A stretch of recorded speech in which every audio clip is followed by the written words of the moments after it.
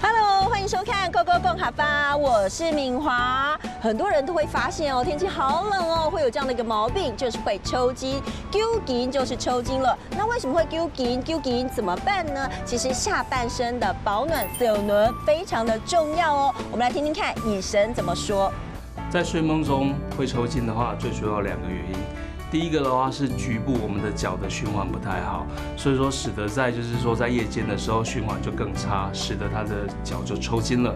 第二个原因是因为天气变冷了，在晚上的时候因为没有盖好被子，然后那个脚的肌肉因为温差的变化又收缩了，所以就造成了脚又抽筋了。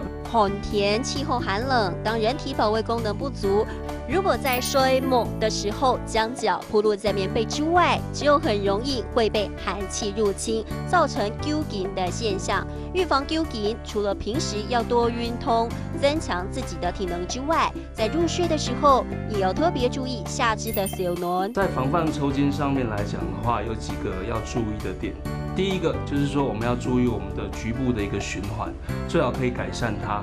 比方说，我们在睡觉前可以泡热水澡，把脚泡热水，这样子就可以增加局部的一个循环。第二个的话，我们可以在睡觉的时候注意脚部的一个保暖，比方说穿长裤睡觉，或者是把棉被盖好。这样子的话，在室内的一个温差变化不会太大的情况之下，脚就比较不容易抽筋。寒天睡梦爱改少，当揪筋发生的时候，千万不要强拉硬扯，避免拉伤肌纤维。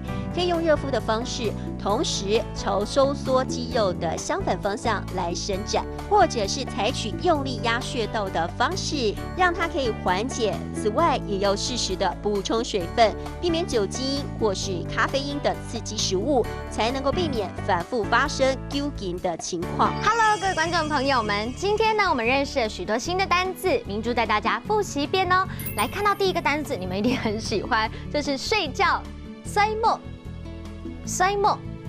第二个呢，就是暖和，小暖，小暖。